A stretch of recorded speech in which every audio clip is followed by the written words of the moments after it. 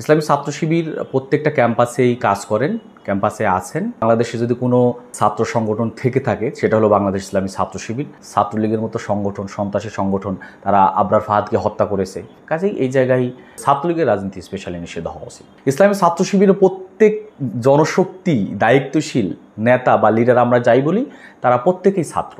যারা আমাদেরকে এই ধরনের ট্যাগ দেয়, জঙ্গি, চোরাগোপ্তা, হামলাকারী বা আরও অনেক ট্যাগ দেয়, যারা দেয় তারা সঠিক বা তারা মিথ্যার আশ্রয় নেবে, মিথ্যা বলে। আমাদের ছাত্র শিবিরের ব্যাপারে যে সকল অভিযোগ করা হয় এগুলো অসত্য। ইসলামী ছাত্র শিবির প্রত্যেকটা ক্যাম্পাসেই কাজ করেন, ক্যাম্পাসে আছেন এবং ছাত্র শিবিরের জনশক্তিরা ক্যাম্পাসে যান, পড়াশোনা করেন। এবং আমি মনে করি যে বাংলাদেশে যদি কোনো ছাত্র সংগঠন থেকে থাকে সেটা হলো বাংলাদেশ ইসলামী ছাত্র শিবির। তার প্রত্যেকটি জনশক্তি শতভাগ পড়াশোনা করে এবং একাডেমিক্যালি তারা হলো যে পড়ুয়া এবং তাদের উচ্চতর স্টাডি থেকে শুরু করে সামগ্রিক বিষয়ে ছাত্র শিবির, ছাত্রদের নিয়েই ছাত্র সংগঠন। কাজেই যারা এসব মিথ্যা অপবাদ দিচ্ছে তারা হলো যে, আমরা যদি বলি, অসাংবিধানিক কথা বলেন এবং যেটা দেশের সংবিধান লঙ্ঘন বলেও আমি মনে করি। বিশেষ করে ছাত্রলীগের কথা যদি বলি, তারা যে অপবাদগুলো দিয়ে যাচ্ছেন বা আওয়ামী লীগ বা অন্য যারাই দিচ্ছে, তারা হলো সংবিধান লঙ্ঘন করে। ইসলামী ছাত্র শিবির এদেশের ছাত্র, এদেশের জনগণের, এদেশের মানুষের ছাত্র সংগঠন। কাজেই আমরা যে আমাদের যে অধিকার আছে, এই কথার দ্বারা আমরা আমাদের অধিকার থেকেও বঞ্চিত হচ্ছি। ক্যাম্পাসে পড়ার তো সুষ্ঠু পরিবেশ নাই, এটা আগে বলতে হয় যে বাংলাদেশের কোনো ক্যাম্পাসেই ছাত্রদের পড়ার জন্য যে ছাত্রাঙ্গন যেটাকে বলা হয়, ছাত্রদের জন্য পড়াশোনার যে পরিবেশ বা ছাত্র বান্ধব, এই পরিবেশটা নাই। আমরা যদি লক্ষ্য করি তাহলে ঢাকা ইউনিভার্সিটিতে দেখতে পাই, আমরা গত রোজার ভিতরে আমরা দেখেছি রমাদানে ছাত্রদেরকে পিটানো হয়েছে, বিভিন্ন ক্যাম্পাসে ছাত্রদেরকে পিটানো হয়েছে ধর্মীয় অনুশাসন মানার ক্ষেত্রে। কাজে ছাত্রদের জন্য যে সুন্দর পরিবেশ থাকা উচিত, সেই পরিবেশটা ক্যাম্পাসগুলোতে নাই। এর কারণে শুধু ছাত্র শিবির না, মানে সকল ধরনের সাধারণ ছাত্ররা শিক্ষা থেকে বঞ্চিত হচ্ছে, শিক্ষার অধিকার থেকে বঞ্চিত হচ্ছে। এটার পেছনের নেপথ্য হলো সরকার, নেপথ্য হলো ছাত্রলীগ এবং ছাত্রলীগের সন্ত্রাসী বাহিনী। এখন ইসলামী ছাত্র শিবিরের জনশক্তিদের ব্যাপারে যে প্রশ্নটা করা হয় যে তারা অছাত্র, এটা হলো সম্পূর্ণ মিথ্যা, অসত্য কথা এবং সঠিক নয়। ইসলামী ছাত্র শিবিরের প্রত্যেক জনশক্তি, দায়িত্বশীল নেতা বা লিডার আমরা যাই বলি, তারা প্রত্যেকেই ছাত্র এবং তাদের পড়াশোনা, তারা যাদের নিয়মতান্ত্রিক পড়াশোনা যাদের শেষ হয়ে যায়, ইসলামী ছাত্র শিবিরের সেই সকল দায়িত্বশীলেরাও উচ্চতর স্টাডির জন্য তারা প্রিপারেশন করেন, তারা পিএইচডি করেন, এমফিল করেন। ইসলামী ছাত্র শিবিরের একজন জনশক্তি ও পড়াশোনার বাইরে নাই, সবসময় তারা পড়াশোনার ভিতরে থাকে। ছাত্র অছাত্রদের দ্বারা ইসলামী ছাত্র শিবিরের কোনো কমিটি নাই। জাহাঙ্গীরনগর বিশ্ববিদ্যালয়ে আমাদের সাংগঠনিক কোনো কার্যক্রম আমরা করি না, এটা দীর্ঘদিন ধরেই মানে আমাদের কার্যক্রম নেই।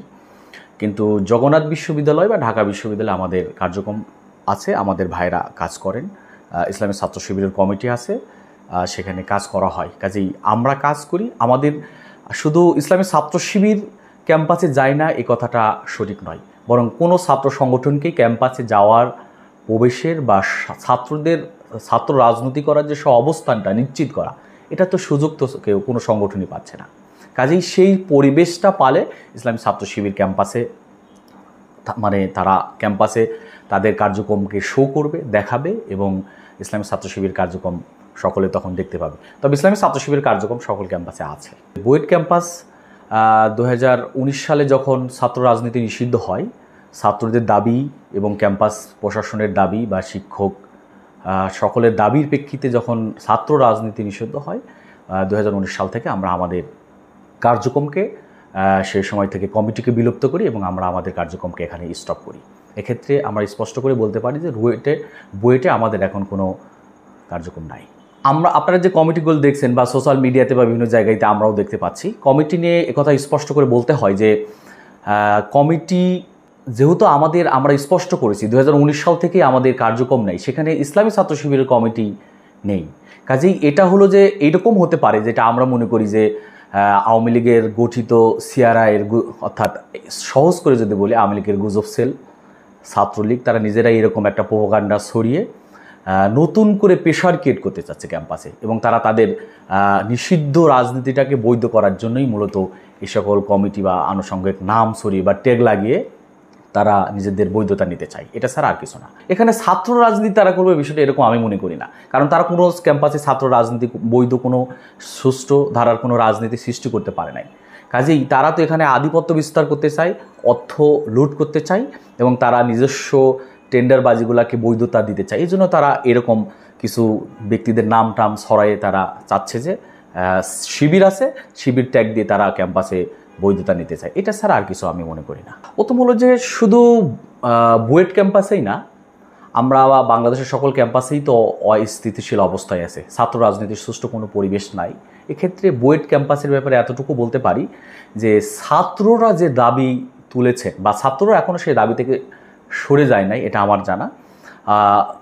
তারা যে দাবি তুলেছে তাদের সেই দাবিটাই শিক্ষক, প্রশাসন এবং এটা তো একটা পাবলিক ইউনিভার্সিটি, স্বায়ত্তশাসিত, সেখানে এই ক্যাম্পাসের নীতি নির্ধারক প্রশাসন থেকে শুরু করে তারাই ডিসিশন নিতে পারে। ক্যাম্পাসের ব্যাপারে যে রায় দিয়েছে এটা হয়তো একটা রাজনৈতিক আশ্রয় নেওয়া হয়েছে, রাজনীতির আশ্রয় নিয়ে কোর্ট থেকে রায় নিয়ে আসে এটা বৈধতা নেওয়া। আমরা মনে করি ছাত্ররা যে দাবি তুলেছে ছাত্রদের দাবিটাই হওয়া উচিত, যেহেতু সারা বাংলাদেশের কোনো ক্যাম্পাসেই, শুধু বুয়েট না, কোনো ক্যাম্পাসেই ছাত্র রাজনীতির সঠিক পরিবেশ নাই, সুস্থধারা রাজনীতি চর্চার পরিবেশ নাই, সেহেতু আমি মনে করি যে ছাত্রলীগের মতো সংগঠন, সন্ত্রাসী সংগঠন, তারা আবরার ফাহাদকে হত্যা করেছে এবং তারা দীর্ঘ সময়ব্যাপী প্রত্যেক দিন বিভিন্ন সময়ে তারা বিভিন্ন ছাত্রদেরকে নির্যাতন করেছে, তারা মানবাধিকারের মতো মানে লঙ্ঘন করার মতো বড় বড় অপরাধ করেছে। কাজেই এই জায়গায় এই ছাত্র রাজনীতি নিষিদ্ধ হওয়া উচিত, বিশেষ করে ছাত্রলীগের রাজনীতি স্পেশালি নিষিদ্ধ হওয়া উচিত।